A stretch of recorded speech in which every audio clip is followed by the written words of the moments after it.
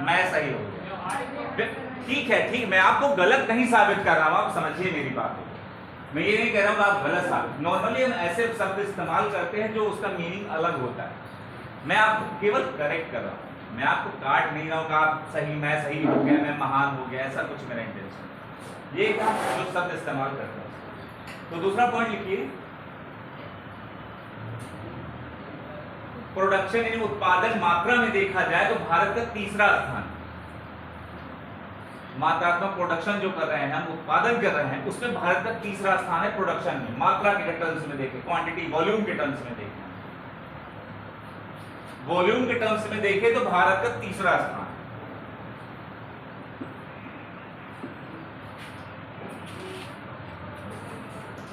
Volume के terms में देखें तो, और हमारा जो एक्सपोर्ट है वो इंपोर्ट से कहीं ज्यादा है। भारत सबसे ज्यादा जेनरिक दवाओं का जो सप्लायर है विश्व में मैक्सिमम है, maximum supplier of generic drugs.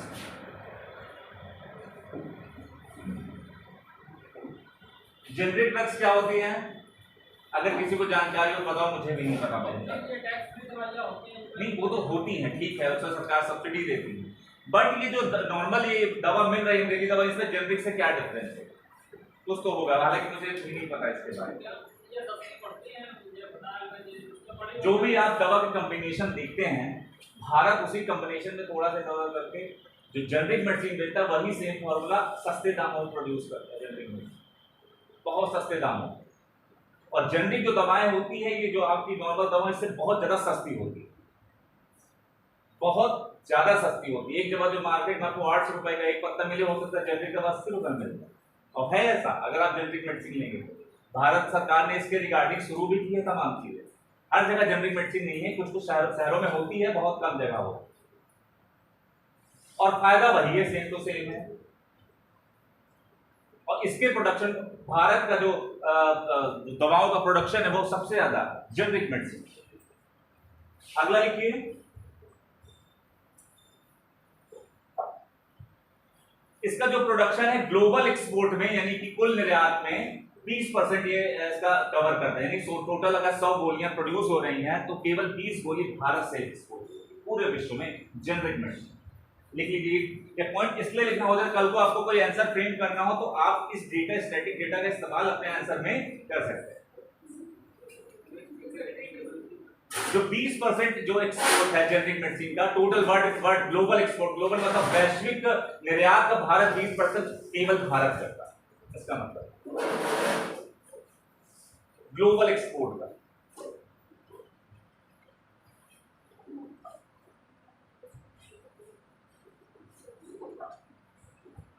कुछ डेटा लिख लीजिए। और फॉरेन डायरेक्ट इन्वेस्टमेंट समझते हैं, जो विदेशों से पैसा आ रहा है। 19-20 के दौरान भारत को फॉरेन एफडीआई के रूप में 4000 करोड़ रुपए मिला। 2019-20 4000 करोड़। 20-21 में 11000 करोड़। 22 से इसमें थोड़ा कम हो गया है।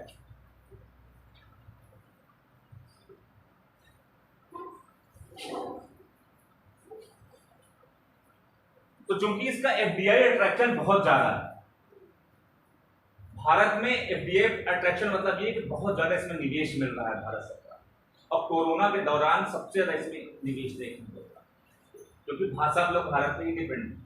हम तमाम तरीके के वैक्सीनेशन बना रहे थे, वैक्सीन बना रहे थे, पीपीई किट बना रहे थे, जहां जो जरूरी उपकरण थे हम उस समय बना रहे थे।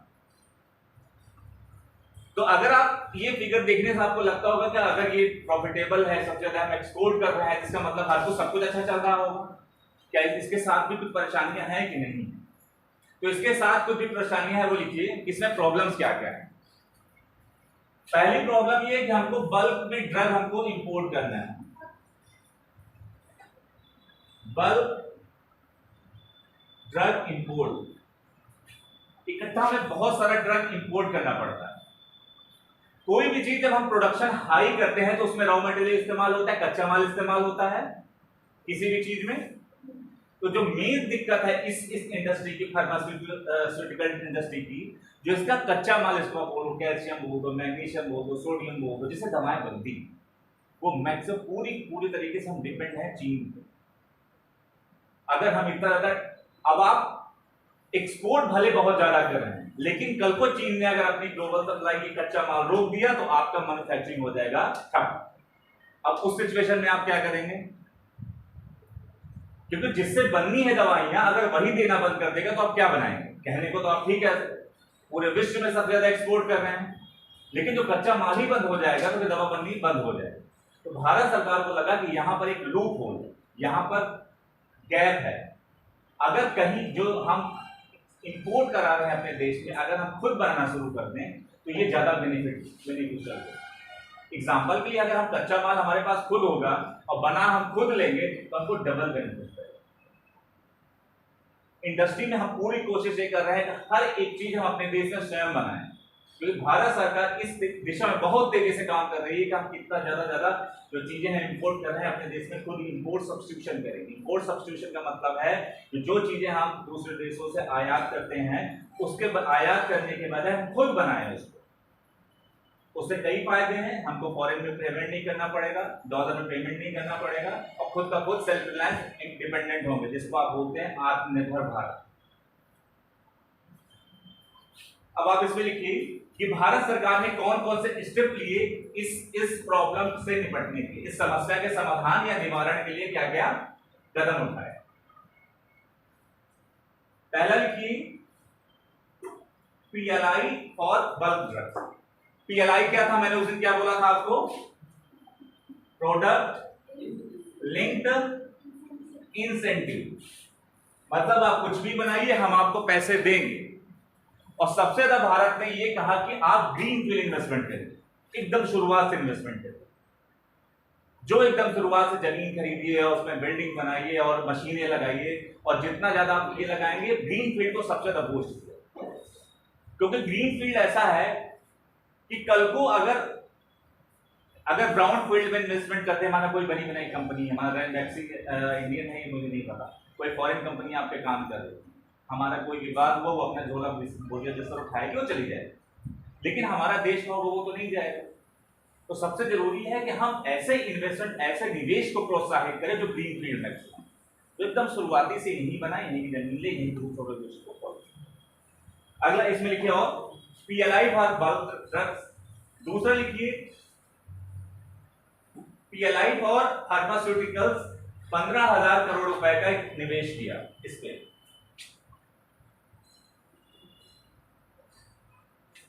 PLI for pharmaceuticals. तीसरा है PLI for domestic manufacturer. Domestic मतलब होता है जो घरेलू बनाते हैं। PLI फॉर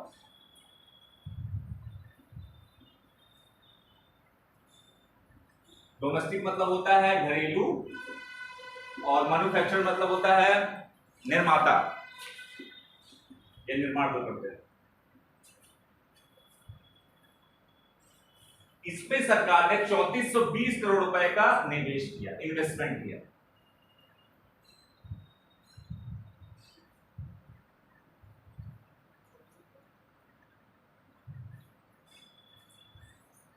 इसमें कौन कौन सी चीजें थी ये लिख लीजिए, जैसे रेडियोलॉजी इमेजिंग,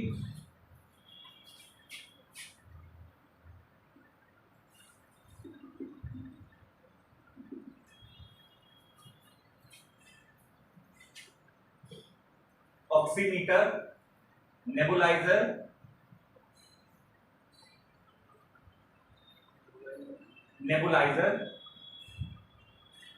कार्डियो रेस्पिरेटरी होता है जो हृदय वाली कुछ मशीनें होती हैं,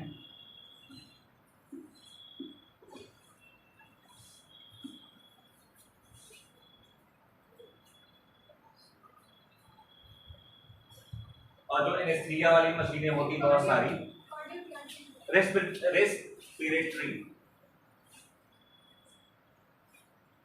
मतलब जो श्वसन वाली, जो सांस वाली चीजें, मशीनें आती। कारण ये था कि हम सारे चीजें इसको इंपोर्ट करते हैं दूसरे देशों से, और ये एकदम जरूरी चीजें हैं।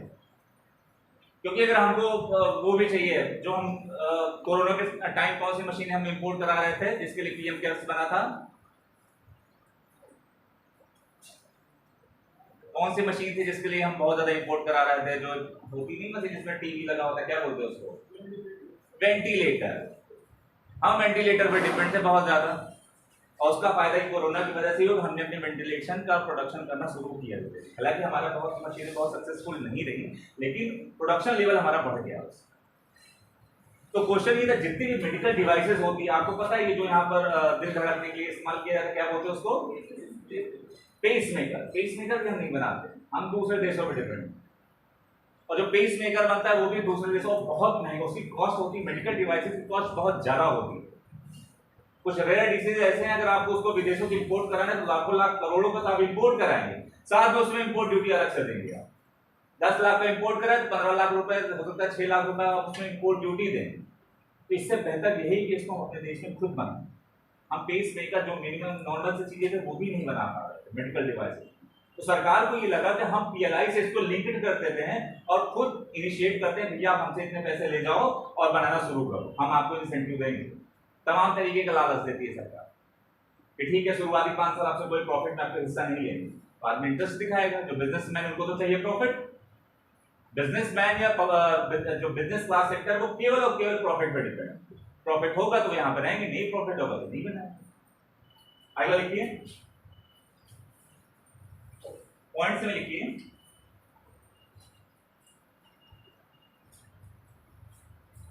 आठ साल के लिए, 8 वर्ष के लिए 6940 करोड़ रुपए दिए गए,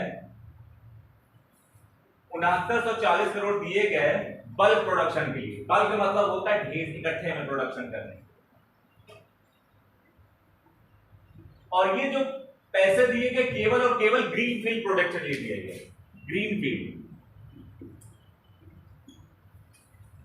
ग्रीन फील्ड का मतलब होता है एकदम आप शुरुआत से शुरू करिए, उसके लिए दिए गए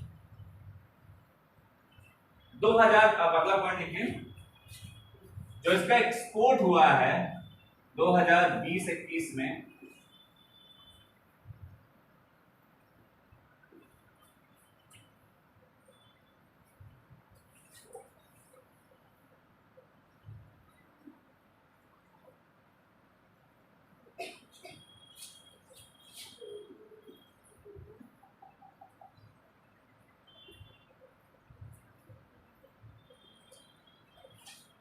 जो इसका एक्सपोर्ट हुआ है यानी निर्यात हुआ है वो हुआ है 24.4 यूएस डॉलर बिलियन।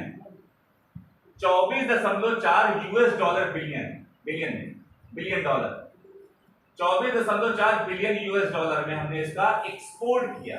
निर्यात हमने अपने यहां से भेजा, जो दवाइयां हमने बनाई। और इंपोर्ट कितने का किया, 7 billion US dollar.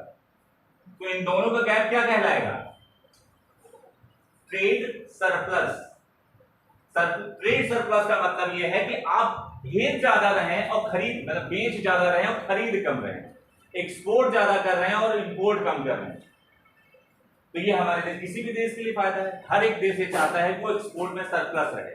Monetary value में, मॉनेटरी वैल्यू ये कि हम 100 रुपए का अगर हम खरीद रहे हैं तो कम से कम 110, 120, 150 रुपए में बेच रहे, इसका हमको फायदा मिलेगा। तो इन दोनों का जो डिफरेंस बना, कितने का बना, 17.4 billion dollar, US billion dollar में हम सरप्लस में। तो भारत सरकार के लिए बहुत अच्छा मौका है कि अभी हम केवल 20% ग्लोबल जो सप्लाई चेन उसका एक्सपोर्ट कर रहे हैं। भारत सरकार का सपना है कि हम इसमें वर्ल्ड लीडर हैं, लेकिन हम चाहते हैं कि इसमें कम से कम सप्लाई से 40 से 50% बढ़ जाए, यानी कि सारा विश्व मेडिकल दवाइयों के मामले में हम पे निर्भर है। बेटा अगर पीछे बैठने की जगह ना हो तो यहाँ खाली है, यहाँ बैठिए। अगर ऑडिबल है, मेरी आवाज सुनाई दे रही है आपको? तो अगर हमें, अगर इसमें हम विश्व गुरु है, नो डाउट, इसमें विश्व गुरु नहीं है कहने का मतलब हम लीडर हैं, ग्लोबल लीडर हैं मेडिकल डिवाइस, मेडिकल जो फार्मास्यूटिकल इंडस्ट्री में, लेकिन हमको इसका प्रोडक्शन और तेजी से बढ़ाना पड़ेगा। सरकार कोशिश कर रही है कि हम इसको पीएलआई से लिंक करके हम इसको और तेजी से बढ़ा दें, क्योंकि जब कोई चीज प्रॉफिटेबल ज्यादा होती है तो उससे फर्स्ट मूवर एडवांटेज मिलता है। फर्स्ट मूवर एडवांटेज समझते हैं कि अगर आपने कोई पहली बार आपको लगा कि इस एरिया में इस कॉलेज में समोसे की डिमांड ज्यादा है, एक भी कैंटीन नहीं। अगर आपको लगे कि समोसे की दुकान खोल ली जाए तो मेरा समोसा सारा बिक जाएगा और सारा समोसा आप बेच देंगे, आपने दुकान खोली और आपका समोसा बिकने लगा। अब जब दूसरा आदमी ने देखा कि हाँ यार इसका सामान तो बहुत बिक रहा है, उसने भी एक समोसे की दुकान आपके जस्ट बदल दी, तो जो पहला समोसा बेचने वाला है उसको ज्यादा एडवांटेज होगा पहली बार, क्योंकि पहले एस्टेब्लिश है तो उसने ज्यादा बेच दिया।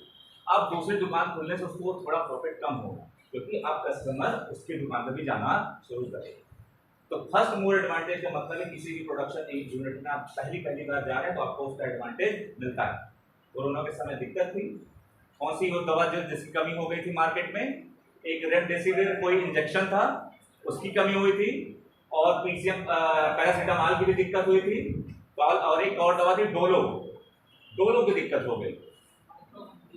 कौन सी? क्या चीज? अच्छा डोलो।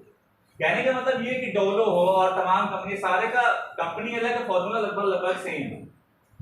मेरा कहने का सिंपल सा मीनिंग यही है कि जो दवाइयां था इनकी कमी महसूस हो, तो सरकार को लगा हम पीएलआई स्कीम से लिंक कर देते हैं तो हमारा जो प्रोडक्शन लेवल वो हाई होगा, और प्रोडक्शन हाई होगा तो हम आने वाले समय में जो वैश्विक प्रतिस्पर्धा है उससे हम निपट लेंगे, और हमको ग्लोबल सप्लाई 20% से हटा के इसको 30-40% तक, सारा विश्व हमारी तरफ ही। अगला लिखिए, एक सरप्लस लिख लीजिएगा, इसमें 17.4 बिलियन डॉलर ऐसे करके लिख लीजिएगा, इन दोनों का क्या है। अगला जो इंपॉर्टेंट सेक्टर है वो है इंफ्रास्ट्रक्चर सेक्टर। इंफ्रास्ट्रक्चर क्या होता है? इंफ्रास्ट्रक्चर मतलब होता है आधारभूत और संरचना बोलते हैं ऐसा कुछ।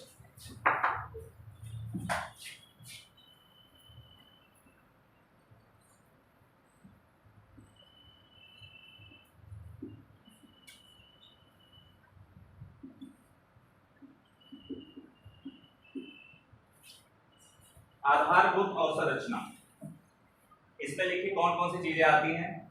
रोड्स, ये सब आपको पता है लेकिन लिखाना इसलिए जरूरी है कि आपके दिमाग में रहे।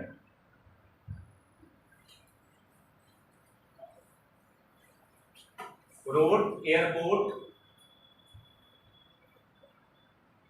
Railways, energy, education, health care, सड़कें, एयरपोर्ट, रेलवेज, ऊर्जा, शिक्षा, स्वास्थ्य, ये सारी चीजें इंफ्रास्ट्रक्चर, क्योंकि अगर इनको इंप्रूव करना है तो आपके पास इंफ्रास्ट्रक्चर होना चाहिए।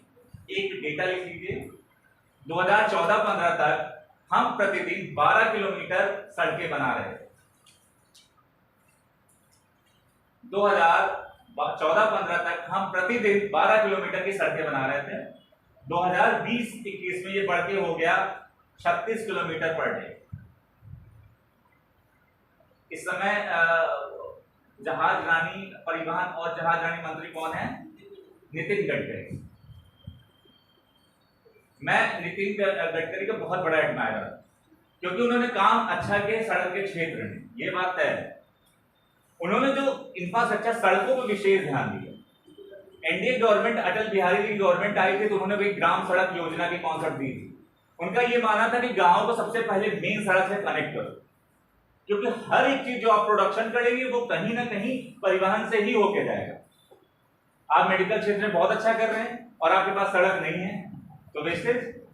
जब सड़क ही नहीं है, एयरपोर्ट ही नहीं है, बंदरगाह ही नहीं, तो आप उसको एक्सपोर्ट कैसे करेंगे जगह से दूसरे जगह। और भारत के पास बेसिक आधारभूत अवसंरचनाओं का काफी अभाव था। कहने का मतलब ये कि एकदम गरीब नहीं थे, लेकिन जो होनी चाहिए जो स्पीड, क्योंकि ये सब चीजें आपके प्रोडक्शन को इनहेंस कर दी, स्पीड अप कर दी। अब हरदोई में सब्जियां प्रोड्यूस हो गई, सब्जियां बन गई, सब्जियां हो गई, तो अगर आपको इसको लखनऊ पहुंचाना है और रोड खराब है तो जाहिर सी बात है कि सब्जियां जितनी लेट पहुंचेगी, ये ड्यूरेबल कम, बहुत शॉर्ट ड्यूरेशन होती, सब्जियां खराब हो जाएंगी। तो अगर सड़कें 4 लेन होगी, 5 लेन होगी, तो आप बहुत विदिन हार्स आप जो कुछ ही घंटों में आप एक जगह से दूसरे स्थान पहुंचा देंगे। तो ये जरूरी था कि हम कैसे सड़कों के जाल को और मजबूत करें। अब कुछ आप डेटा लिखिए इसमें। आप ये लिख लीजिए कि सबसे ज्यादा प्रतिशत है किसका इसमें, वो वैसे लिखिए, एक सीरियल वाइज लिखिए ऐसे करके। एनर्जी, ऊर्जा, ऊर्जा का करीब 24% रोल है। दूसरा रोड्स, तीसरा रेलवेज, रोड्स मतलब सड़कें, रेलवेज। रूरल इंफ्रास्ट्रक्चर मतलब ये है कि ग्रामीण अवसंरचना। अगला देखिए सिंचाई, इरिगेशन, इरिगेशन सिंचाई। सोशल इंफ्रास्ट्रक्चर, सामाजिक अवसंरचना।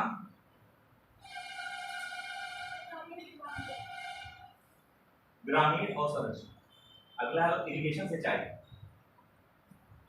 सोशल इंफ्रा, सामाजिक अवसंरचना। टेलीकम्युनिकेशन, उसके बाद है इंडस्ट्रियल इंफ्रास्ट्रक्चर, फिर एयरपोर्ट्स और फिर है पोर्ट्स।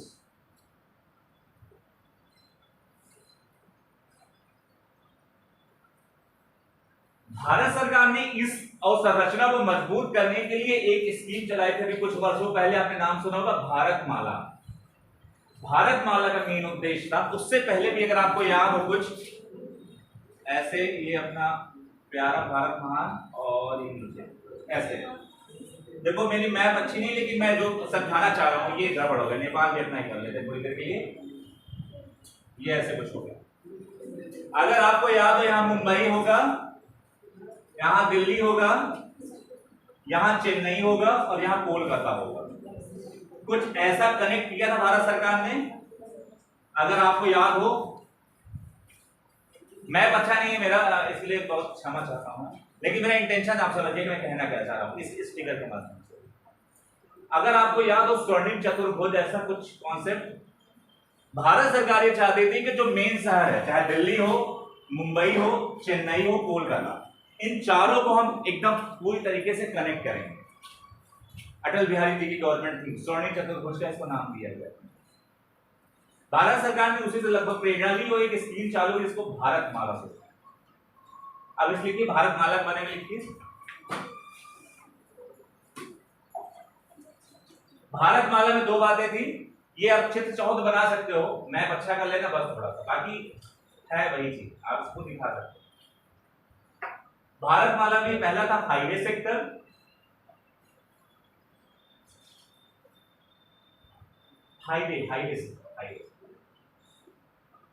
हाईवे सेक्टर इसलिए मजबूत करना जरूरी है क्योंकि ये किसी भी परिवहन क्षेत्र में सबसे तेज साधन होता है। जहां पर अब आप देखिए उत्तर प्रदेश में क्यों हाईवे सेक्टर तेजी से बन रहे हैं।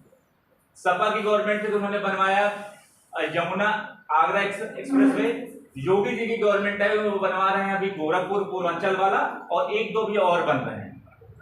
क्योंकि अगर आपको सड़कों की कनेक्टिविटी बढ़ानी, आप चाहते हैं कि इकोनॉमिक एक्टिविटीज, इसका मतलब ये कि आर्थिक क्रियाएं तेजी से पार्टिसिपेट करें अर्थव्यवस्था में, तो सबसे जरूरी तो जो रोड का नेटवर्क हो वो स्ट्रांग होना चाहिए और स्पीड तेजी होना चाहिए। अभी आपको दिल्ली जाना है तो आप बहुत आसानी से आगरा एक्सप्रेसवे से बहुत जल्दी कम समय में पहुंच सकते हैं। इसी तरीके से पूर्वांचल एक्सप्रेसवे बनाना है। इस सब चीज को हमेशा कनेक्ट करने की कोशिश करें। क्यों? हर सरकार इस पर फोकस कर रही है, मेट्रो का निर्माण कर रही है। आलमबाग बस स्टैंड आपने देखा है किसी ने? कितना बढ़िया बना हुआ है। जब मैं पहली बार गया तो मुझे पहले लगा कि बस स्टैंड है ही नहीं, अगर मैं जब पहली बार मैं गया था वहां पर, क्योंकि ये जरूरत है। आने वाले समय में इतनी भीड़ बढ़ने वाली है, इतनी भीड़ है, हम 142 करोड़ की पॉपुलेशन हो चुके हैं और बढ़ते जा रहे हैं, इतना बढ़ते जा रहे हैं, कमी नहीं हो रहा है। मैं आपको एक अपना पर्सनल एक्सपीरियंस शेयर करूं तो मैं कोलकाता गया था प्रेसिडेंसी IIT खड़गपुर में इंटरव्यू देने पीएचडी करने के। और जब मैंने कलकत्ता का हाल देखी, कलकत्ता को क्या बोलते हैं? सिटी ऑफ जॉय बोलते हैं। इतनी भीड़ है वहां, इतनी भीड़ है, मुझे हर जगह केवल आदमी के सर दिखाई दे रहे हैं।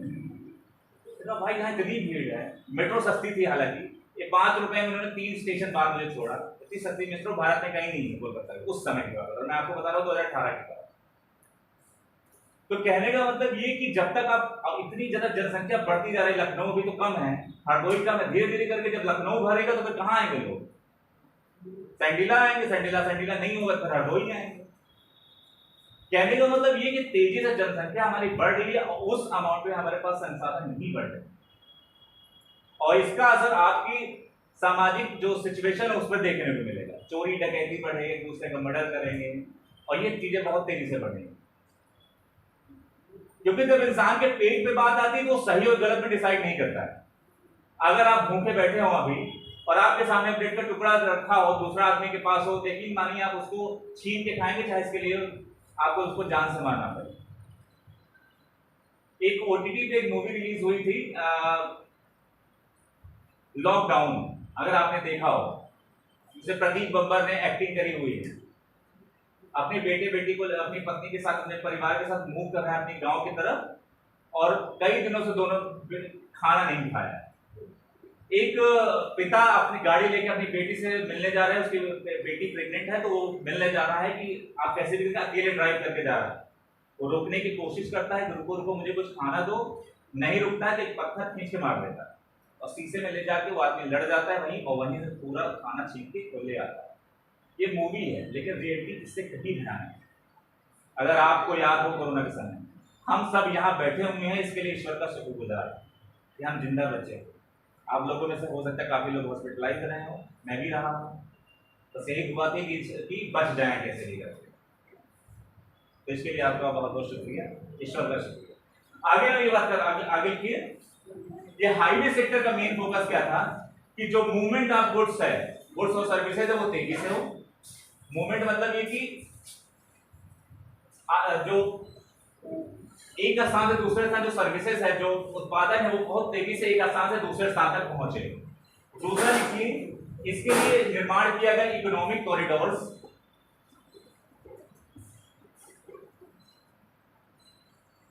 इकोनॉमिक कॉरिडोर, इसका फोकस है कि यही था कि इकोनॉमिक कॉरिडोर को मेंटेन के बनाया जाए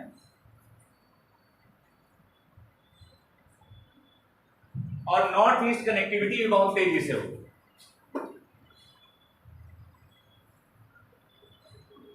ये नॉर्थ ईस्ट रीजन है। नॉर्थ ईस्ट में सबसे ज्यादा सब्जियां का जो प्रोडक्शन होता है काफी होता है, तो बेहतर यही है कि जब इनके यहाँ प्रोडक्शन होता है हम अपनी सप्लाई चेन को इतना मेंटेन करें कि हमको यहां से एक स्थान से दूसरे स्थान ले जाने में हमको तकलीफ ना हो।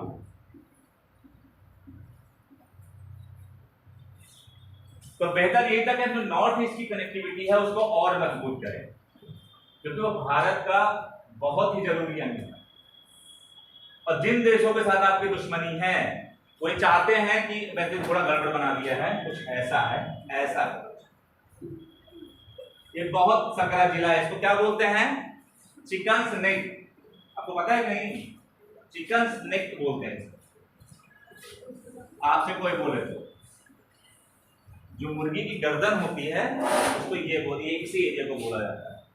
और जो चाइना है वो पूरी कोशिश में इसी सेक्टर को काट दिया जाए। अगर ये सेक्टर को हम काट दें, डोकलाम का विवाद आपको याद है चीन के साथ, हम यहाँ पे कहीं पोजीशन देते हैं। उनका इरादा ये कि अगर हम इसको काट दें तो जो ये एरिया है वो हम कैसे भी करके अपना ले लें। वो अरुणाचल प्रदेश को ये बताता है कि अरुणाचल प्रदेश हमारा अभिन्न अंग है, ये भारत ने जबरदस्ती कब्जा किया हुआ है। ऐसा चीन का कहना है, मेरा कहना नहीं। क्योंकि अगर मैंने ये कहा और मुझे पता है कि अगर मैंने ये कह दिया तो मुझे जेल में अगले दिन कोई नहीं रोक सकता। अरुणाचल से लेके गुजरात तक भारत का अभिन्न अंग है और चीन पूरी तरीके से कोशिश में इसी नेक को काट दिए। जब आप भारत का मैप देखेंगे, मानचित्र देखेंगे तो पतला सा सकरा जो बना हुआ है, और जैसे बांग्लादेश के ऊपर होगा, बांग्लादेश का अगर फिक्र देखें तो ऐसे ही है। तो अगर इस पे हम कैसे भी करके इसकी कनेक्टिविटी को हम काट दें तो इसको हम भारत से अलग कर सकते। और वैसे भी हमारे टुकड़े धीरे होते जा रहे हैं, थोड़ा थोड़ा करके पाकिस्तान टुकड़ा हुआ है, पूर्वी पाकिस्तान हुआ हमारे पास जो आज बांग्लादेश है, और यही छोटे छोटे जो झगड़े बीच में आपसी जो गृह युद्ध है ये तोड़ देता है भारत। जब आज से पुरानी हिस्ट्री देखेंगे तो हमारा एरिया अफगानिस्तान तक टुकड़े हो जा रहे हैं। ये सबसे बड़ी दिक्कत की बात है। इसी को जो आपसी सौहार्द ये मेंटेन नहीं होगा। खैर वो अलग विषय, वो मेरा विषय नहीं, मेरा विषय आर्थिक है तो मैं आर्थिक की बात बता। अगला लिखिए, दूसरा है प्रोजेक्ट फेज। प्रोजेक्ट फेज दूसरा लिखिए, प्रोजेक्ट फेज, जिसमें दो बातें हैं, एक भारत माला 1 भारतमाला वन, भारतमाला वन, जिसमें कि 35,000 किलोमीटर रोड का सड़कों का निर्माण किया जाएगा। आप में से किसी के पास पानी है? सारा पानी मिलेंगे?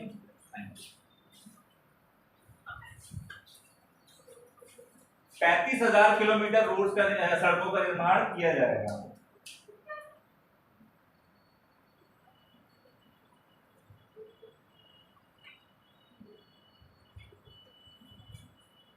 पैंतीस 35,000 किलोमीटर सड़कों का।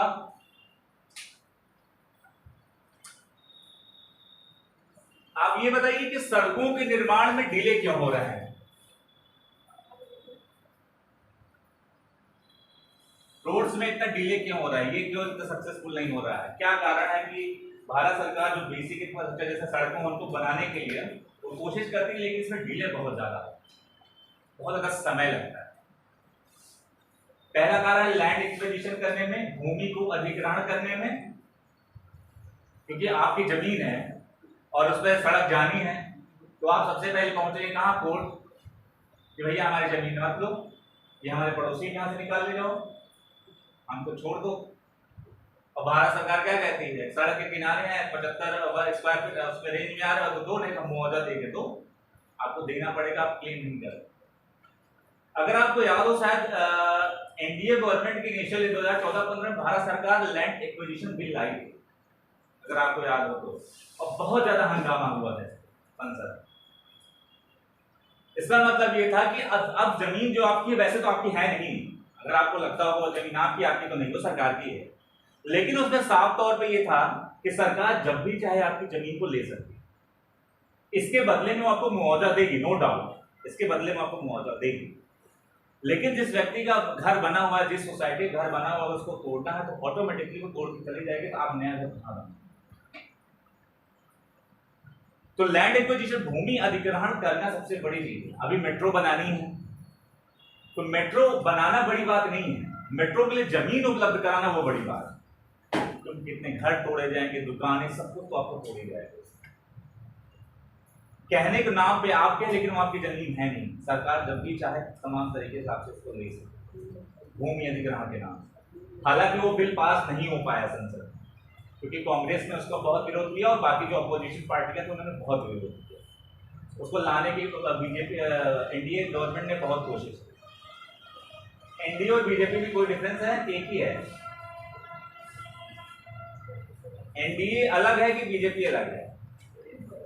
मैं बार बार बीजेपी गवर्नमेंट नहीं बोल रहा हूं, मैं एनडीए गवर्नमेंट बोल रहा हूं, तो कुछ सोच के बोल रहा हूं ना, बताइए एनीबॉडी? बिल्कुल बिल्कुल, national democratic alliance NDA. BJP अकेली पार्टी ने सरकार नहीं बनाई, बीजेपी के साथ और भी क्षेत्रीय दल होंगे और भी दलों ने मिलकर करके, इसलिए हम इसको एनडीए बोलते हैं। इस तरह कांग्रेस हम नहीं बोलते, हम बोलते हैं उनको यूपीए, उसके साथ तमाम छोटी छोटी पार्टियों ने मिलकर गठबंधन अपना बनाया हुआ, इसलिए हम उनको एनडीए बोलते हैं। अगर बीजेपी ने अकेले सरकार बनाई होती तो हम उसको बीजेपी बोलते, भारतीय जनता पार्टी बोलते। ठीक है, चलो अगला पॉइंट लिखिए इसी में। इसका कारण क्या है? भूमि अधिग्रहण की समस्या। दूसरा, कॉस्ट हाई है इसकी, कॉस्ट मतलब जो बनाने की कॉस्ट है वो काफी हाई है। तीसरा सबसे मेन रीजन हुआ कि बीच में जो 2-3 साल कोविड के आ गए, इन्होंने सड़कों के जो निर्माण कंस्ट्रक्शन था उसमें थोड़ा धीमी गति, बहुत धीमी हुई। और जो सबसे बड़ी मेन समस्या है इस रोड इंफ्रास्ट्रक्चर में, कि प्राइवेट सेक्टर कोई इंटरेस्ट नहीं दिखाता है रोड बनाने में। प्राइवेट सेक्टर बहुत ही नॉमिनल होगा जो रोड बनाएगा। रोड कब बनाएगा? रोड तब बनाएगा माना इसका पूरा पूरा उसकी एक फैक्ट्री चल रही है, उसके अंदर रोड बना लेगा, बाकी रोड नहीं बनाएगा। और रोड इसलिए नहीं बनाता क्योंकि उसको रोड बनाने में कोई फायदा नहीं होता। अगर सीजन कॉलेज के प्रिंसिपल सर ये कह दें या एक वो निकल जाए कि हम प्राइवेट सेक्टर को ये जो फील्ड वाला एरिया दे रहे हैं, अब आप रोड बनाओ, जो रोड बनाएगा उसको हम देंगे, तो रातों रात पूरा जितना बिजनेस क्लास होगा वो खड़ा हो जाएगा कि भाई हम बनाएंगे, हम बनाएंगे। जितने सांसद, नेता, विधायक सब खड़े हो जाएंगे कि हम रोड बनाएंगे, हमसे पैसे लो, और वो कह दे कि हम पूरा एरिया हम आपको दे देंगे। क्यों? क्योंकि उनको उनका प्रॉफिट दिखता है। और जब प्रॉफिट देखेगा तो वो हर काम करने को तैयार होगा, लेकिन रोड्स नहीं बनाते। अगर सरकार ने रोड बनाई तो जो सड़क के किनारे की जमीन होगी वो खरीद लेंगे। क्यों? क्योंकि उनको पता है कि अब सड़क बन चुकी है, अब इसके किनारे हम कुछ भी लगा सकते हैं और प्रॉफिट पैसे ही पैसे वहां से हम जनरेट कर सकते हैं। तो सबसे बड़ी जो दिक्कत की बात है कि प्राइवेट सेक्टर का जो मेन बेसिक इंफ्रास्ट्रक्चर वो नहीं बनाना चाहती। आजादी के बाद पंडित नेहरू के सामने यही समस्या थी कि प्राइवेट सेक्टर वहीं पर निवेश करने को तैयार रहता था जहां पर उसका अपना बेनिफिट हो। अगर आप अभी बोलो कि ग्रामीण सेक्टर में आपको स्कूल खोलना है तो प्राइवेट सेक्टर जल्दी खोलने नहीं जाएगा, क्योंकि उसको पता है कि ग्रामीण क्षेत्र में हम फीस बढ़ाएंगे तो 200-300 रुपए फीस ज्यादा दे ही नहीं पाएंगे, तो खोलने की जरूरत है, बेहतर है सड़क पे शहर में कहीं खोलो। अब धीरे धीरे करके जनसंख्या बढ़ रही है तो रूरल ग्राम के क्षेत्रों में खोला, इसीलिए हमने प्राइमरी स्कूल खोले, क्योंकि उनको पता था कि प्राइवेट सेक्टर वहीं पर हाथ लगाएगा जहां पर उनको सबसे ज्यादा बेनिफिट होगा। बेनिफिट नहीं होगा तो वहां पर इन्वेस्टमेंट निवेश नहीं करेंगे। अगला देखिए, दूसरा एक बी वाला शेप बना के भारतमाला 2 में, ये भारतमाला 1 का वो था फेज था, वो भारतमाला 2 का हो। 5000 किलोमीटर की सड़कें बनाई जाएगी फेज 2 में, 5000 किलोमीटर की सड़कें बनाई जाएंगी फेज 2 में।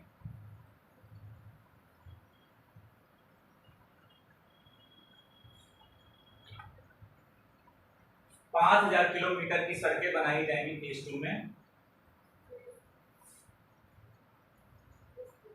उसके बाद एक लाइन छोड़ के लिखो, पॉइंट बना के, भारत का रोड नेटवर्क सबसे बड़ा है 63.72 लाख किलोमीटर का। भारत को जो सड़कों जाल है वो है 63.72 लाख किलोमीटर, विश्व में सबसे ज्यादा है सड़कों का जो नेटवर्क है भारत।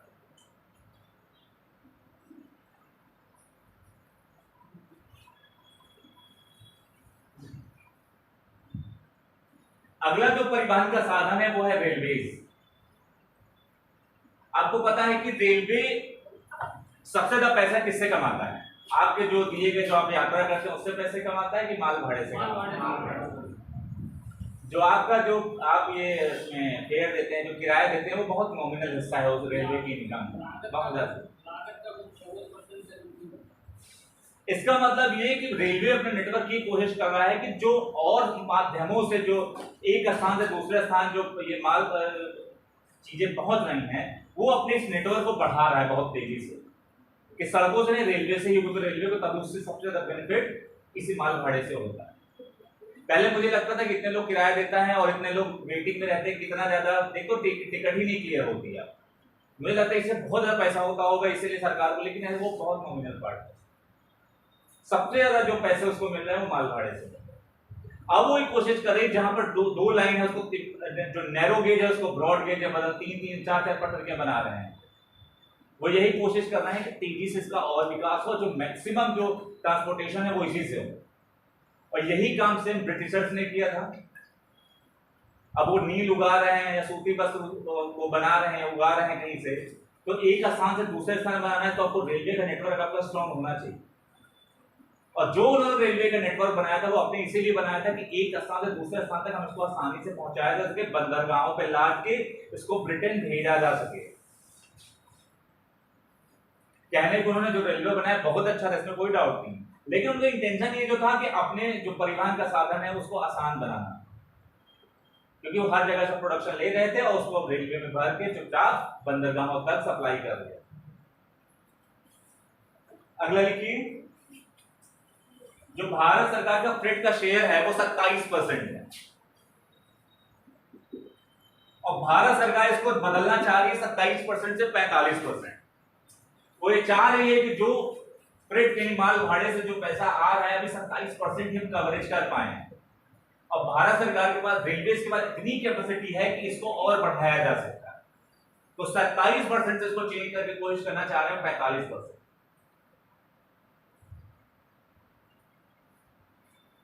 और ये उनका टारगेट है 2030 तक कि हम 45% जो है इस अपने सिस्टम को, अपने इंफ्रास्ट्रक्चर को मजबूत करें। रेलवे के साथ इंफ्रास्ट्रक्चर का पार्ट।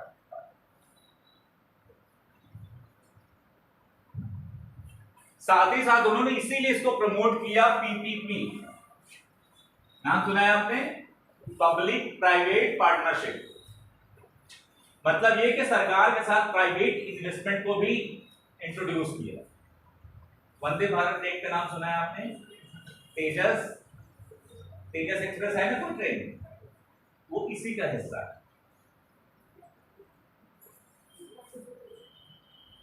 अब जब मैं एमए में था, एमए के दौरान भारत सरकार का डिसीजन आया कि अब हम भारत जो रेलवेज है उसका डिसीजन, मतलब उसको बेच रहे हैं, उसके लीज पर दे रहे हैं।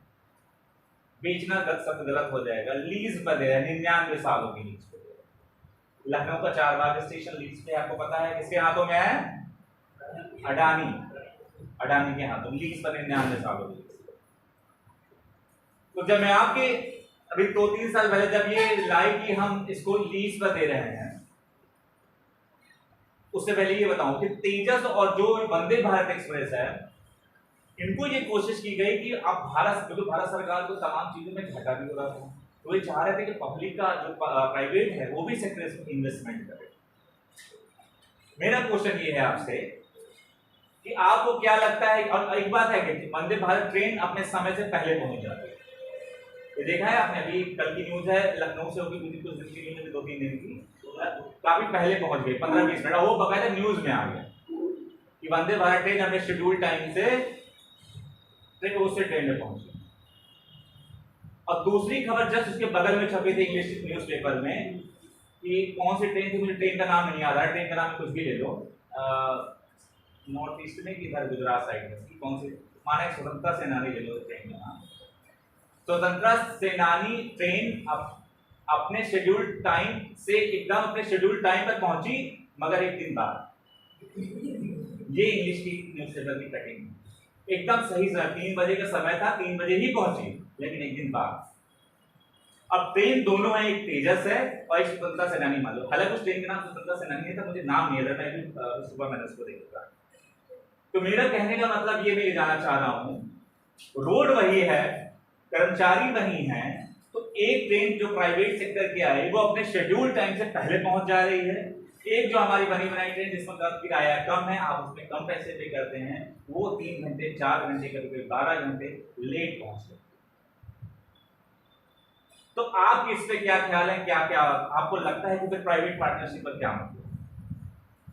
जब तेजस चली और वंदे भारत चली, वंदे भारत ने ये कहा कि अगर हम लेट पहुंचेंगे, अगर हम 15 मिनट 20 मिनट लेट से पहुंचेंगे तो हम इसके बदले में आपको रिफंड करेंगे। जब शुरू में चली थी और उन्होंने काफी यात्रियों को रिफंड भी किया था, 15-20 मिनट लेट हो गए। जब रोड का नेटवर्क से, मेरा इंटेंशन ये है कि आप प्राइवेट, जो मेरा सोचना है, ये मेरे अपने निजी विचार है, मेरा सोचना ये है कि अगर आपको रेल के नेटवर्क को बनाना है, नो डाउट आप प्राइवेट सेक्टर को बुलाइए कि हाँ बिल्कुल आइए, लेकिन उनको ये कहिए कि आप पटरियां भी बनाइए, आप स्टेशन भी बनाइए, क्योंकि स्टेशन तो हरदोई का एक ही है, ये तो सरकारी पैसे से बना हुआ है।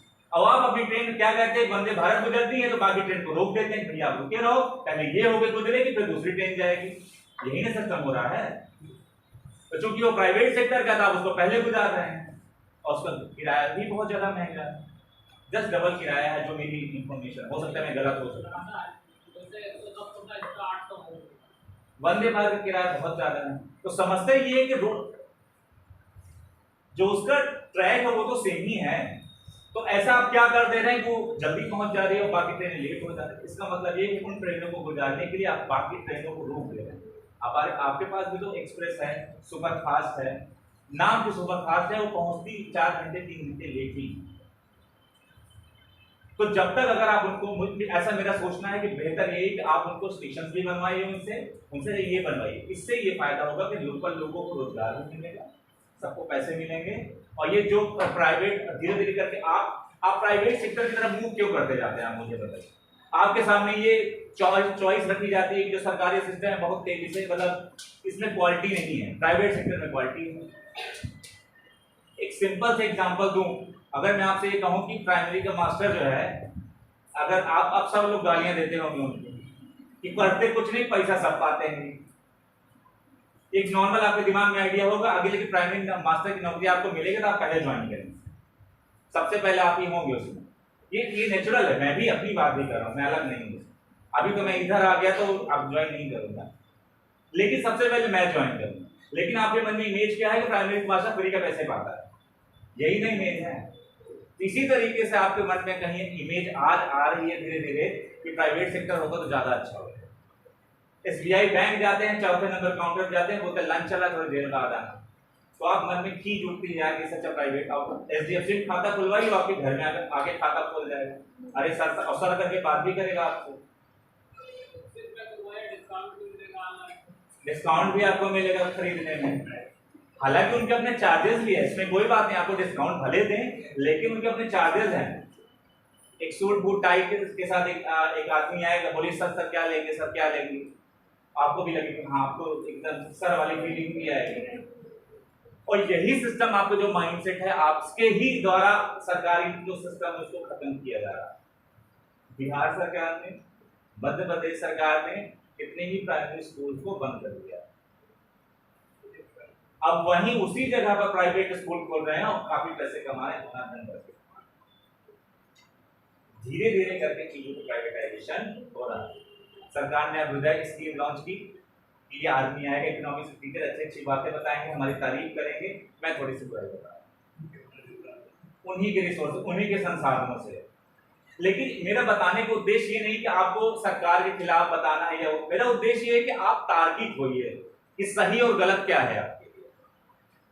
पढ़ा के तो मैं ये चला जाऊंगा, इसमें कोई डाउट नहीं, लिखा दूंगा, आप बैठेंगे लिख के चले जाएंगे, लेकिन उसके साथ ये जरूरी है कि मैं आपको तार्किकता सिखाऊं कि ये सही और गलत में आप डिफरेंशिएट कर सकते। ये जरूरी नहीं है कि मैं हर समय सही हूं, ये बिल्कुल जरूरी है कि मैं गलत भी हो सकता हूं, आप सही हो सकते हैं, लेकिन सही और गलत के बीच में आप डिसीजन कैसे लेंगे ये आपकी अपनी बुद्धि और विवेक पर निर्भर करेगा। ठीक है, अगला पॉइंट लिखिए। ये जो पीपीपी मॉडल था, पब्लिक प्राइवेट पार्टनरशिप, इसके तहत इन्होंने स्टेशन का रीडेवलपमेंट किया। रीडेवलपमेंट मतलब ये कि उनका फिर से बनाया, जो चीजें टूटी फूटी थी, लाइंस को जो रेलवे ट्रैक थे उसको बड़ा के नैरो गेज से ब्रॉड गेज किया, ऐसे है।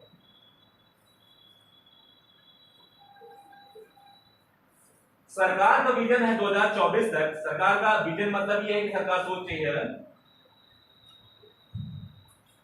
2024 तक 100% विद्युतीकरण, इलेक्ट्रिफिकेशन, 100% विद्युतीकरण।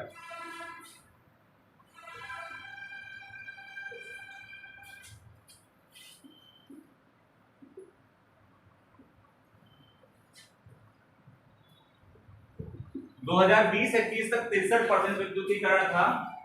ये रेलवे की बात कर रहा हूं, रेलवे और 2024 तक हम 100% इसमें विद्युतीकरण कर पाए। सरकार ने ऐसा लक्ष्य रखा, कर पाते नहीं कर पाते वो अलग बात। जैसे सरकार ने 2016 में एक स्कीम आई थी, प्रधानमंत्री फसल बीमा योजना, अगर आपको याद हो, उसमें लक्ष्य तक 2022 तक हम किसानों की आय को दुगना कर देंगे। ये अलग बात है 2022 बीत चुका है, अभी दुगनी नहीं हुई है, लेकिन हम एक टारगेट तो सेट करते हैं। जैसे आप अपने लिए टारगेट सेट करते हैं, आज 12 बजे रात है 4 पन्ने पढ़ डालूंगा मैं, हो पाता है नहीं हो पाता है वो अलग बात, वो अलग डिस्कशन करना। तो आप ये डेटा लिख दीजिएगा कि 2020-21 तक 63% थे और 100% करने का लक्ष्य रखा है 2024 तक।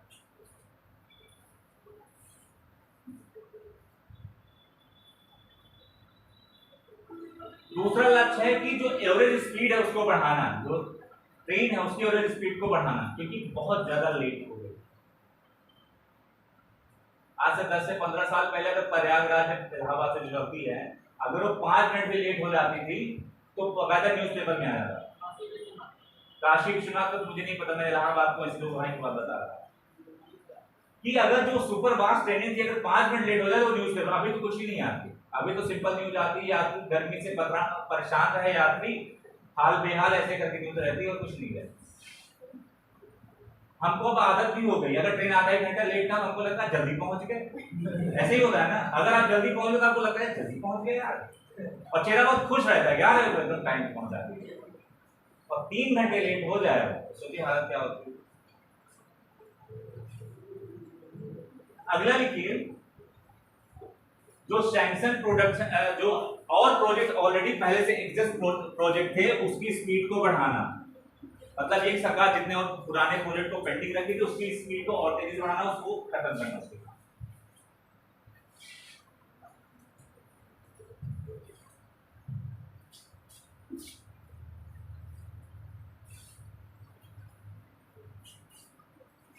अगला सेक्टर है एविएशन सेक्टर।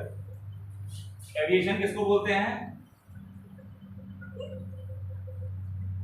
एविएशन किसको बोलते हैं? जहाज आवाज होती है, यही जो आवाज करते हैं एविएशन को बोलते हैं।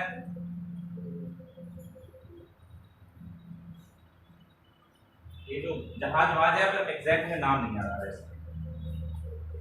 एयरलाइंस इसको आप बोलते हैं, एयरलाइंस वाले। इसमें लिखिए 2013-14 में 2013-14 में 61 मिलियन लोग ट्रैफिक, जो डोमेस्टिक ट्रैफिक था। डोमेस्टिक ट्रैफिक का मतलब समझते हो कि देश के अंदर जो एक स्थान से दूसरे, आप दिल्ली से मुंबई जा रहे हैं, मुंबई से बेंगलोर जा रहे हैं, बेंगलोर से श्रीनगर जा रहे हैं, जो डोमेस्टिक ट्रैफिक था वो 63 मिलियन 63 मिलियन लोग यात्रा कर रहे थे। 61 मिलियन, 61 ही लिखा ना? हाँ, 61। 2019-20 में ये बढ़ के हो गया 137 मिलियन, जस्ट डबल से ज्यादा। इसका मतलब 137 मिलियन 2019-20 में। इसका मतलब ये है कि क्योंकि भारत की पॉपुलेशन अल्टीमेटली बहुत ज्यादा है, कोई भी देश हमको नहीं नहीं करता, वो हर एक देश हमसे दोस्ती करना चाहता है। मोदी जी देखो कहीं जाते हैं तो ऐसा नहीं होता, कहीं भी किसी देश में जाए तो उनका जो सर्वोच्च नागरिक सम्मान होता है तुरंत उनके गले पहना देते, लो भैया ले अब खूब स्वागत करते हैं। अभी पपुआ न्यू गिनी गए थे ना, वहां पे उनका जो हाईएस्ट ऑर्डर वाला सम्मान है। भारत में कौन हाईएस्ट ऑर्डर का सम्मान? जरा तो सीरियल से बताइए, 4 कौन मेजर अवार्ड है भारत के? सीरियल से बताइए, सबसे नीचे से ऊपर बताइए जरा सा। 4 अवार्ड है, बता देता हूँ कौन कौन से। पद्मश्री है, पद्म भूषण, पद्म विभूषण, भारत रत्न। इसको सीरियल से बताइए, छोटे से बड़ा बड़ा कौन? सबसे ऊपर तो भारत रत्न है, उससे नीचे कौन?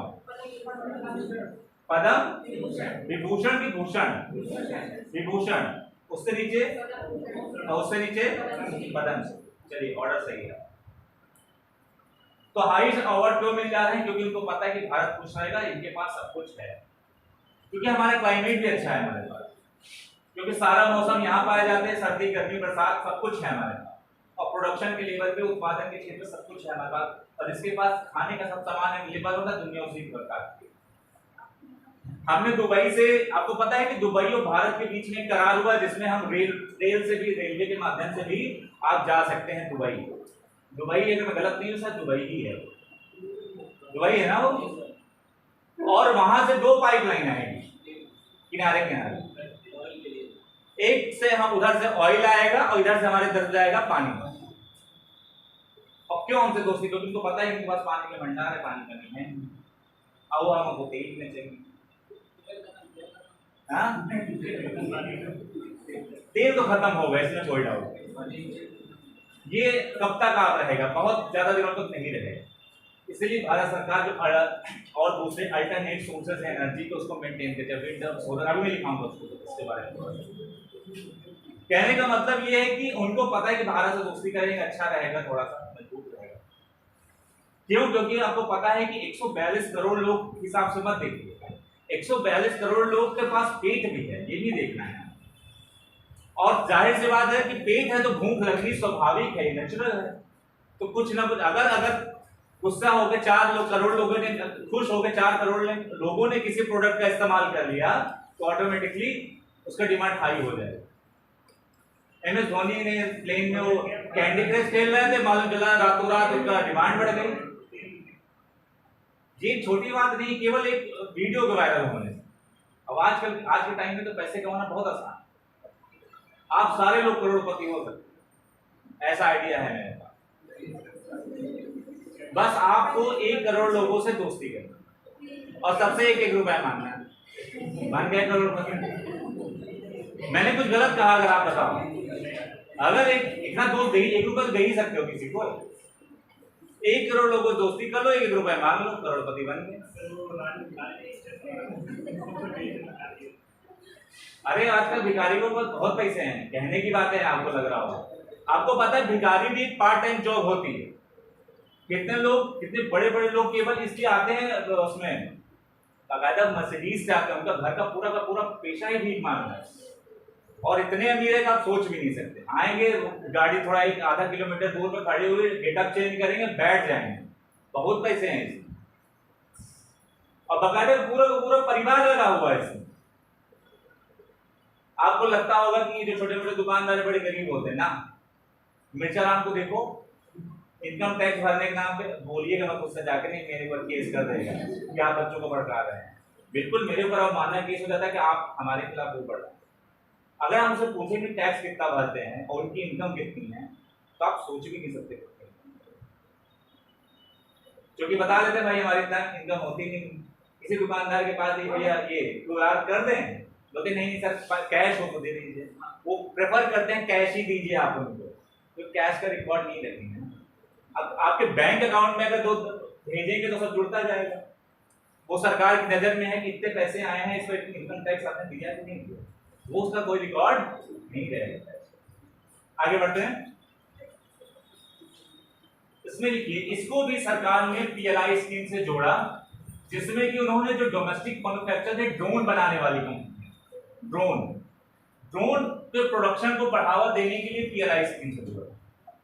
आपको पता है कि जो ये पिज्जा डिलीवरी होती है, ये किससे होती है? डोमिनोज वाले करते हैं। आने वाले समय में आपकी जो पिज्जा डिलीवरी होगी या जो सामान की डिलीवरी होगी वो ड्रोन से होगी। लेकिन उसके लिए जो जियोग्राफिकल लोकेशन है आपकी, जो आप GPS बोलते हैं, थोड़ा सा एग्जैक्ट होना पड़ेगा। अभी क्या सिस्टम है, माना कि आप जो यहाँ का, माना ये CSN कॉलेज है, तो जो CSN कॉलेज का ये बाउंड्री है ना, ये थोड़ा दूर दूर तक कवर करती है। आप विशाल के पास से अगर ऑर्डर करेंगे तो भी CSN कॉलेज में आएगा, आप ये गेट नंबर 1 से ऑर्डर करेंगे तब भी गेट इसमें आएगा। लेकिन अगर इतने में, तो इसके बीच में कितने घर हो सकते हैं ना जाने, तो उसकी जो लोकेशन है उसको एग्जैक्ट करने की कोशिश की जाए, थोड़ा और इम्प्रूव करने की कोशिश की जाए। आप छत पर जाएंगे और ड्रोन आपके आएगा, आप मैच कराएंगे, तुरंत आपको ड्रोन देगा और ड्रोन वापस चला जाएगा। हाँ, अरे भाई तो आपकी सारी इंफॉर्मेशन उसमें रखी जाएगी ना। पुलिस किस लिए है? पुलिस आपको लेके जाएगी।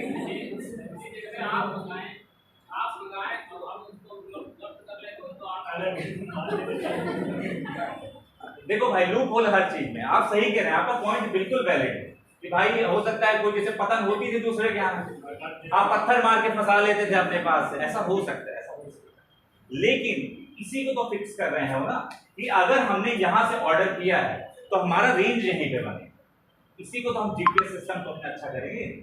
और हमने यहाँ से ऑर्डर किया, अपने छत से ऑर्डर किया और छत पे आएगा एकदम एग्जैक्ट लोकेशन पे, और ऐसा थोड़ी वो मैच करेगा ना। आप फोन लेंगे, चाहे QR कमांड टेक्नोलॉजी से मैच करेगा, फिर वो आपको देके जाएगा। वहां पर भी एक इंजीनियर बैठा हुआ होगा, जो आप शादियों में देखते हैं ना, एक आदमी का रिमोट होता है, वहां पे भी एक इंजीनियर बैठा रहेगा देखने के लिए। हाँ UTS ऐसे, हाँ बिल्कुल स्टेशन के अंदर आप नहीं कर सकते। स्टेशन के अंदर आप UPS से टिकट जो जनरल वाला है नहीं बुक कर सकते, आप थोड़ा उसको रेंज पहले रखनी पड़ेगी तभी आप बुक कर सकते। तो कहने का मतलब चीजें, टेक्नोलॉजी कितना चेंज हो रही है। आप उस पीढ़ी से हैं जहां पर पहले मोबाइल और फोन होना बहुत बड़ी बात हुआ करती, आज सारे लोगों के पास है। आज से 40, 50, 60 साल पहले किसी ने सोचा रहा होगा कि आप टच करके फूड को ऑर्डर कर रहे होंगे, कभी किसी ने नहीं सोचा रहा होगा। अब धीरे धीरे करके जमाना, मैंने आपको पहले ही बताया, आर्टिफिशियल इंटेलिजेंस का आ चुका है। जो भी चीजें आप डेली अपने रोज अगर आप देखेंगे तो आप आर्टिफिशियल इंटेलिजेंस का सामना करते हैं अपने फोन में ही। वो कैसे? आपको कोई शूज पसंद आ गए, आपने शूज को सर्च किया कि शूज फॉर मैन ऐसे करके सर्च किया, अब ऑप्शन आ गया। अब 2 घंटे बाद आप देख रहे हैं आपके फोन में तमाम फेसबुक पे, इंस्टाग्राम पे शूज के ही ऐड आ रहे हैं, क्योंकि आपकी माइंड को मेकअप वो एकदम रीड कर रहा है कि आपको शूज आपने देखा है। आपने सर्च किया what is the capital of Pakistan Google पे, आपने लिखा what is the capital of Pakistan, search करिए, उसमें आंसर में इस्लामाबाद, आपने देख लिया। अब आपने अगर आपको कुछ और सर्च करना है, what is the capital of France, तो जब आप टाइप करेंगे व्हाट इज, तो ऑटोमेटिकली ऊपर आप नीचे देखिए ऑप्शन में लिखा रहेगा what is the capital of Pakistan, India, ऐसे करके ऑप्शन देने लगता है। यही आर्टिफिशियल इंटेलिजेंस है, वो दरअसल आपके माइंड को रीड करने की कोशिश कर रहे हैं कि आपको चाहिए क्या, पसंद क्या है। और जो ये जो आप प्रेफरेंसेस जो अपने फोन में सेट करते हैं, देखते हैं, सर्च करते हैं, ये सारी प्रेफरेंसेस एक जगह सेव रहती है और उसी के बेसिस पे आपको ऐड दिखाया जाता है। कुछ दिन पहले आपने अपने लिए एक सूट देखा था, अब वो सूट के ऐड बराबर दिखाए जा रहे हैं, मिंत्रा के ऐड आ रहे हैं, फ्लिपकार्ट से ऐड आ रहे हैं, स्नैपडील से ऐड आ रहे हैं। क्यों? क्योंकि आने वाले समय आर्टिफिशियल इंटेलिजेंस का ही है।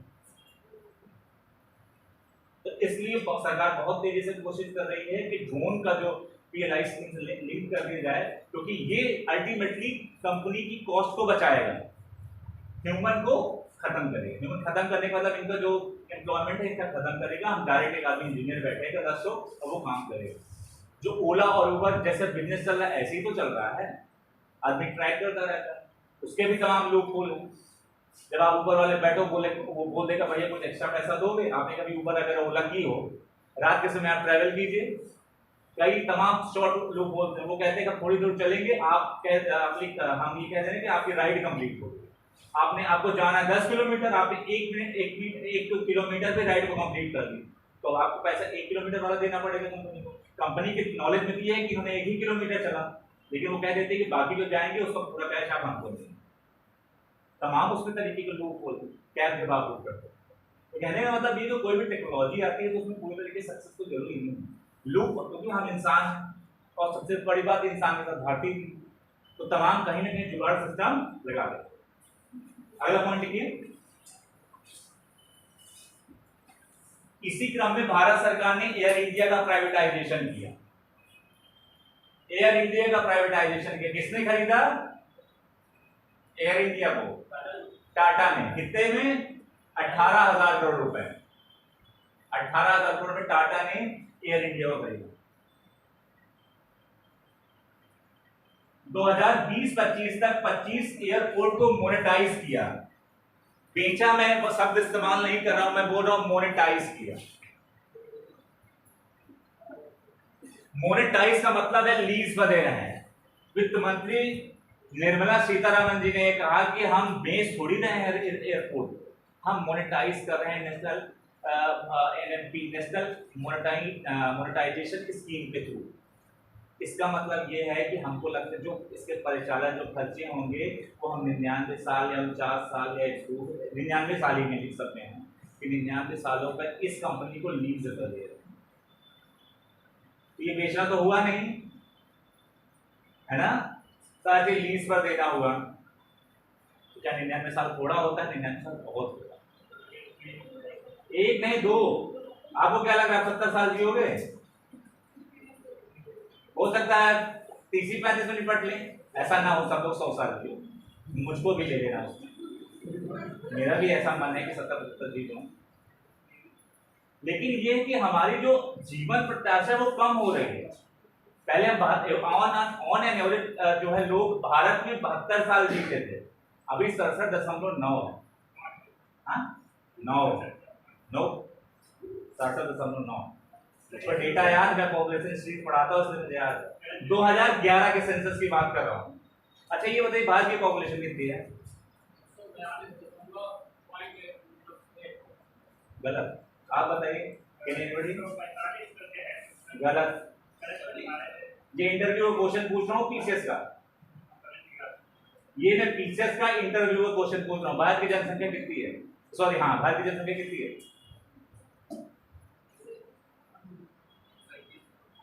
बताइए। अरे देख लो, आप गूगल करके देख लो, मुझे इससे कोई इशू नहीं है, आप गूगल करके देख लो। अरे जो भी है तो दिखाएगा। एक बहुत ट्रिकी क्वेश्चन है, कितनी भारत की जनसंख्या? चलिए कोई बात नहीं, आप सुनिए। जब आपसे कभी ये पूछा जाए कि भारत की जनसंख्या कितनी है, तो आप एक प्रॉपर बताएंगे। अभी 2021-22 के आंकड़े नहीं आए। 2011 आप ऐसे बताएंगे कि 2011 की इस भारत सरकार ने अभी ऑफिशियल डॉक्यूमेंट जारी नहीं किया है ना कि 142 करोड़ की पॉपुलेशन हो गई है, हो गई अलग बात, लेकिन भारत सरकार ने ऑफिशियली अपने सेंसस का डेटा रिलीज नहीं किया है। तो आप ये बताएंगे कि 2011 के अनुसार भारत की पॉपुलेशन, माना 2 मार्च को डेटा रिलीज हुआ, 2 मार्च 2011 को, 2 मार्च 2011 को 12 बजे तक 121 करोड़ इतने लाख इतनी थी। ये इसका कंप्लीट सेंटेंस है, ये पीसीएस का इंटरव्यू का क्वेश्चन। अगर आप बता देंगे, आपको याद भी होगा 1,21 करोड़ इतने लाख करोड़, वो गलत माना जाएगा। तो आप एग्जैक्ट बताएंगे कि इस तारीख को इतने 12 बजे से तक इतनी जनसंख्या, क्योंकि पॉपुलेशन तो घटती बढ़ती रहती है ना, 10 लोग कम हो गए 10 50 प्लस हो जाएंगे, 50 कम हुए 20 प्लस हो जाएंगे, तो वो उसका एग्जैक्ट पोजीशन तय करेगा, क्योंकि जनसंख्या घटती बढ़ती रहती है। ठीक है, आगे बढ़े। भारत सरकार ने एक स्कीम लॉन्च की थी जिसका नाम था उड़ान, उड़े देश का आम नागरिक, उड़े देश का आम नागरिक इस स्कीम का वो नाम। इसका उद्देश्य था कि रीजनल कनेक्टिविटी को बढ़ावा देना। रीजनल कनेक्टिविटी मतलब ये है कि व्यक्ति को ये दिल्ली से अगर अहमदाबाद जाना है, यहाँ से ट्रैवल कर ले, यहाँ से मध्य प्रदेश का जबलपुर जाना है, यहाँ से जबलपुर से आपको बेंगलोर जाना है, तो रीजनल कनेक्टिविटी बढ़ाए, क्योंकि भारत सरकार को पता था पॉपुलेशन हमारे पास बहुत है। मोदी ने तमाम रैलियों में भी क्या भाषण दिया था कि मैं चाहता हूं कि हवाई चप्पल पहनने वाला भी हवाई जहाज में यात्रा करे। तो इसके लिए जरूरी है कि अगर हम उसका इंफ्रास्ट्रक्चर तैयार करें, और जो सबसे पहला था कौन सा था, शिमला टू दिल्ली चलाई गई थी। इस स्कीम शिमला टू दिल्ली पहली जो उड़ान के थ्रू जो लोकल कनेक्टिविटी को मेंटेन किया गया था, एक शिमला से दिल्ली पहली फ्लाइट चलाई गई उड़ान स्कीम के थ्रू। ये क्वेश्चन में आ भी चुका है, क्योंकि हमारे पास इतनी मैन पावर है कि हम चाहते हैं कि हम उसका तेजी से विकास कर पाएं, क्योंकि ये इसमें ऑप्शंस बहुत ज्यादा है और प्रॉफिटेबिलिटी बहुत अच्छी है। अगर आप कम से कम खर्चा रखें, यकीन मानिए कि अगर सेकंड एसी का भी किराया ले लें तो लोग बाई एयर ही ट्रैवल करना पसंद करेंगे, या फर्स्ट एसी का आप ले लीजिए, क्योंकि अगर आप ट्रेन से जाएंगे तो आपको 10 घंटे या 5 घंटे जहां भी लगेंगे इतना लगेंगे। आप 3 घंटे के अंदर अगर किसी एक स्थान से दूसरे स्थान पहुंच जाते, इससे अच्छा क्या है, इससे कुछ नहीं। अगला लिखिए पोर्ट्स। पोर्ट्स का क्या मतलब होता है, बंदरगाह। आपको बोर्ड तो नहीं लग रहा है, बोर्ड लगेगा तो मुझे बता दीजिएगा आपको।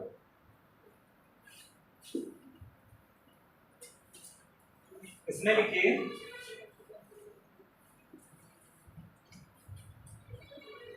वॉल्यूम मतलब समझते हैं कि मात्रा के आधार पर 95% ट्रेड इसी से होता है, पोर्ट के माध्यम से। ये डेटा कुछ लिख लीजिए।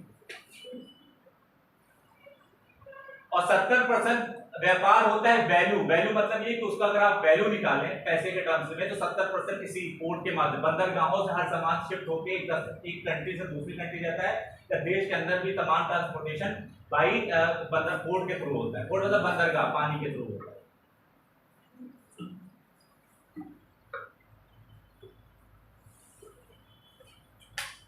अब इसकी मेन समस्या क्या है? मेन समस्या ये है, ये अपना भारत, यहां पर आप थोड़ा सा वो बना लो, ये मान लो ये छोटा सा देश है अपना अफ्रीका, कुछ ऐसे ही है अफ्रीका। आप समझने के लिए समझ जाएंगे, बाकी उस पर मत जाइए। आपको ये केप टाउन शहर है माना, इसमें सबसे बड़ी जो दिक्कत है पोर्ट्स में इसकी है टर्न अराउंड कॉस्ट, इसको बोलते हैं टर्न अराउंड। इसको लिख लीजिएगा, ये होती क्या है, यहां से एक शिप चल के यहां पे पहुंचा,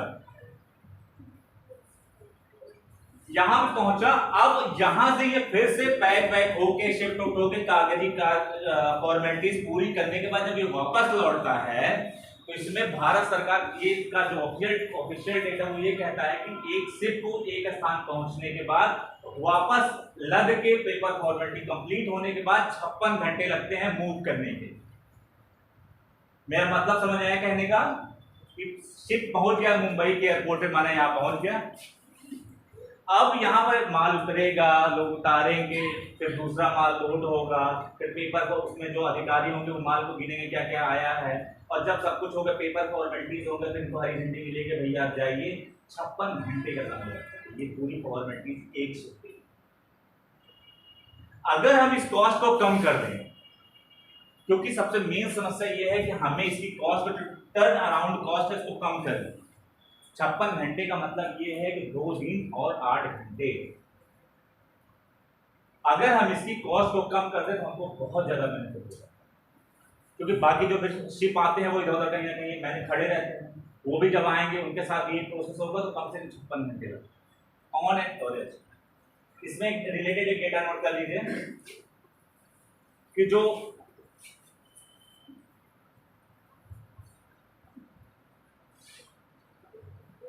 नवाशवा जो बंदरगाह पोर्ट है मुंबई का, उसकी टर्न अराउंड कॉस्ट है 1.7 डेज। 1.7 डेज।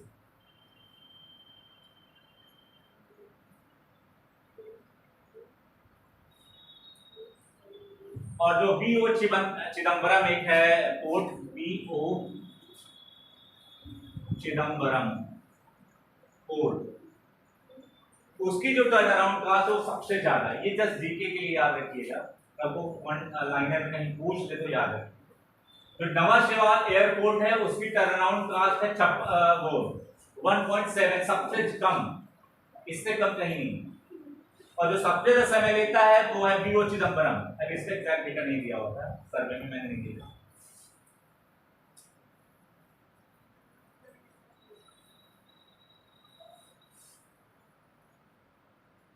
अब इसमें इसको कम करने के लिए, इसकी टर्न अराउंड कॉस्ट को कम करने के लिए भारत सरकार ने कौन कौन से प्रयास किए आपको? भारत सरकार ने कौन कौन से प्रयास किए? पहला लिखिए, एक इसमें प्रॉब्लम और थी कि जो भारतीय शिपिंग थी, जो भारतीय इंडियन शिपिंग थी, उसकी कॉस्ट बहुत महंगी है। जो हम दूसरे देशों से शिपिंग करा रहे हैं उसकी कॉस्ट सस्ती थी। तो पहला यह है कि भारतीय शिपिंग को महत्व देगी और उसकी कॉस्ट को कम करने की कोशिश करेगी। पहला बात, पहला इसका पॉइंट, भारतीय शिपिंग को महत्व देगी और इसकी कॉस्ट को कम करने की कोशिश करेगी। दूसरा था 100% एफडीआई। भारत सरकार ने कहा कि अगर आप इसमें इन्वेस्टमेंट करते हैं तो 100% एफडीआई एक्सेप्टेबल होगी ऑटोमेटिकली, मतलब बिना बहुत क्लियर बहुत लेने की जरूरत नहीं, बहुत नॉर्मल फॉर्मेलिटीज करनी पड़ेगी और आप इसमें 100% तक अपनी एफडीआई ला सकते हैं। भारत सरकार उसमें कोई आपत्ति नहीं। पोर्ट एंड हार्बर कंस्ट्रक्शन और मेंटेनेंस के लिए, port and harbour construction and maintenance के लिए उसमें 100% एफडीआई होगी। आप आइए, पोर्ट का निर्माण करिए, हार्बर का निर्माण करिए, कोई दिक्कत नहीं। आपने अमेरिकन मूवी देखी होगी पर्ल हार्बर, इसने देखी है? जापान और अमेरिका का जो युद्ध हुआ था ना, उसी में बनी हुई है। हाँ, जो जापान के सैनिकों ने जो अमेरिका का एक बहुत बड़ा जहाज था जिसका नाम था पर्ल हार्बर। आप लोग मूवी देखते हैं कि नहीं? मूवी बहुत कुछ सिखाती है अगर आप लोग उसको देखते हो।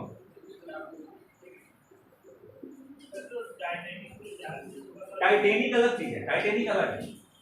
पर्ल हार्बर जो अमेरिका का जो जहाज था वो बहुत बड़ा जहाज था और अमेरिका को बहुत घमंड था कि कुछ भी हो जाए, क्योंकि वो बहुत एडवांस वर्जन था। उनको लगता था ये जहाज है तो हम दुनिया के किसी को भी हरा दें। और जापानीज को लगा कि हम इनको अमेरिकन को मजा चखाएंगे। ये सब सोते रहे, आराम करते रहे बंदर काम, और वो अपने फाइटर प्लेन लेके आए और धड़ाधड़ गोलियां बरसाना शुरू। जहाज पे मतलब पूरी धज्जियां उड़ा दी। अमेरिका का इतना ज्यादा नुकसान हुआ, उसको यकीन ही नहीं हुआ कि ये सब छोटे पीटी से देश हमको इतना बड़ा नुकसान पहुंचा गए। उस समय अमेरिका को प्रेसिडेंट हुआ करते थे, अगर मैं गलत नहीं हूं तो शायद रूजवेल्ट था दिव्यांग, रूजवेल्ट ही थे। रूजवेल्ट व्हील चेयर पे चलते थे, खड़े नहीं हो पाते। जो मूवी मैंने देखा, मैं भाई आपको चित्रण कर रहा हूं। हाँ, अब जो कहानी में वही आपको बता रहा हूं, मैं आपको बताने की कोशिश कर रहा हूं कि अब रूजवेल्ट चल नहीं सकते थे। अब उनको लगा कि बहुत भारी बेइज्जती हो गई, तो अब समझ उन्होंने अपनी सेना को आदेश दिया, क्योंकि अब उनको मलय चखाना था, तभी उन्होंने परमाणु अटैक किए। कहां पर? हिरोशिमा और नागासाकी, बदला लेने के लिए। और उनकी जो कमांडर इन चीफ थे, चाहे जल और थल और ये वाले थे तीनों, एयरफोर्स और ये आर्मी वाले थे, बोले सर ऐसा हो नहीं सकता। तो भरी मीटिंग में वो व्हील चेयर से उठने लगा। तो बाकी जितने सब अधिकारी बैठे तो बड़ी एम्बैरेसमेंट हुई। उन्होंने कहा कि अगर मैं खड़ा हो सकता हूँ तो क्या आप लोग ये नहीं कर सकते? तो उनको बहुत बुरा लगा और पूरी तैयारियां कि नागासाकी हिरोशिमा पर उन्होंने जब अटैक किया तो उन्होंने जापान को मजबूरी झुकने पर मजबूर कर दिया। और जापान से क्या सिग्नेचर करवाएं कि पूरे भविष्य में आप कभी भी आर्मी नहीं रखेंगे। क्या आपको पता है कि जापान के पास अपनी कोई आर्मी नहीं है? अमेरिकन आर्मी जापान की रक्षा है। उन्होंने ये क्लॉज साइन कराया कि आप भविष्य में अपनी आर्मी इस तरीके का आर्मी नहीं बनाए। ऐसा किस लिए किया अमेरिका ने, पता है आपको? क्योंकि अगर जापान को खुला छोड़ देते तो इतनी हाईटेक टेक्नोलॉजी है उनके पास, जापान फिर से खड़ा हो, क्योंकि वहां के लोग इतने ईमानदार और इतने मजबूत है अपनी चीजों के लिए कि वो अमेरिकन जो आर्मी है इसका भी एडवांस वर्जन को तैयार कर दिया। इसलिए कहा कि आप भविष्य में आपके देखभाल हम करेंगे, आप बताना जो करना होगा करेंगे हम, लेकिन आप अपनी आर्मी नहीं रखेंगे। क्योंकि उनको पता था अगर इनको आज हमने छोड़ दिया तो भविष्य में फिर से अपनी एक आर्मी तैयार करेगी। जैसे कि भारत और पाकिस्तान में जब हमने घुटने साइन करवाया तो क्या साइन करवाया था? हमने तो ज्यादा कुछ नहीं साइन कराने, बल्कि उनको दे ही दिया तमाम चीजें। जब बांग्लादेश के लिए युद्ध के लिए दिया तो हमने उनको समर्पण करवाया, तो हमने छोड़ दिया, हमने कुछ कहती गुजर। लाल बहादुर शास्त्री भारत के पीएम थे। जब ये ऊपर वाला जम्मू कश्मीर के एरिया पर जब उसने हमला किया तो भारत सरकार को जानकारी मिली कि अब कुछ नहीं हो सकता, उस पर वो कब्जा कर रहे हैं। तो भारत सरकार के लाल बहादुर शास्त्री को उस समय थे वहाँ के शायद प्राइम मिनिस्टर या सेना नायक जो थे वो थे अयूब खान। अयूब खान को भट्टा कट्टा मजबूत खड़ा लाल बहादुर शास्त्री के सामने बच्चे लगते थे। अब जब इनको लगा कि हमारे हाथ से हो सकता है कश्मीर को बचा सके, इन्होंने कहा कि अपनी सेना को लाहौर पर हम हमला शुरू करते हैं। और ये कुछ ही अगर घंटों की बात थी, भारत सरकार लाहौर तक पहुंच जाती। अब उनको लगा भीड़ तो उल्टा पड़ गया है। तब उन्होंने कहा ठीक है जो है हो गया, जो पुराना है हम अपनी सेना वापस लेते हैं, आपकी वापस। तभी शायद ताशकंद वाला मैटर तभी हुआ था, फाइनल करने के चलो भाई अपनी स्थिति वापस पुरानी हो। नहीं तो हो सकता है भारत के अंदर लाहौर भी, अगर वो समझौता नहीं होता तो। फिलहाल अगला पॉइंट लिखिए, भारत सरकार के जो मैरीटाइम विजन है उसी में लिखिए अगला पॉइंट। मैरीटाइम मतलब ये 2030 तक हमको 6,000 से लेकर 7,000 करोड़ रुपए तक की बचत करेंगे। अब कैसे बचत करेंगी? हम इसी तरह अराउंड कॉस्ट को कम करने की कोशिश कर रहे हैं कि भैया एक बार वहां जाओ, जल्दी जल्दी प्रोसीजर निपटाओ, इसको वापस भेजो, क्योंकि जितने चक्कर लगाएंगे उतना ही तो पैसे इनको मिलेंगे, जिससे कि करीब 6 से 7 लाख रोजगार सृजन होने की संभावना। समय है तो अगला टॉपिक शुरू करूं या इतना ही रहने दें? इसको पढ़ाने में थोड़ा समय लगेगा, कहो तो शुरू करो, कहो तो जैसा कहो आप, अगर आप इंटरेस्टेड हैं तो कल करें। नहीं ऐसा नहीं है, आप कहोगे जल्दी से खत्म कर दूंगा, लेकिन कोई चीज इतना आसान खत्म करने तो मैं आपको लिखा के चला जाऊंगा, उसको कोई मीनिंग नहीं। आप समझिए, मैं चीजों को एक्सप्लेन, क्योंकि कहानी एक ऐसी चीज होती है जो आपको हमेशा याद रखेगी। आप रोज 12 घंटे पढ़ते होंगे लेकिन आपको भूल जाते होंगे, लेकिन 3 इडियट्स में 2012 में देखिए तो पूरी कहानी याद है, क्योंकि कहानी एक ऐसी चीज है जो आपको हमेशा याद है। तो कुछ चीजें मैं कोशिश करता हूँ कि कहानी में इसमें नरेट कर लूँ ताकि आपको वो याद रहे। डेटा नहीं याद रहता, लेकिन उसके पीछे का बैकग्राउंड कहानी क्या है वो हमेशा याद है। ये बताने का अपना एक तरीका है। बाकी नेक्स्ट क्लास में। तो आज के लिए इतना रखें। चलो ठीक है, थैंक यू वेरी मच।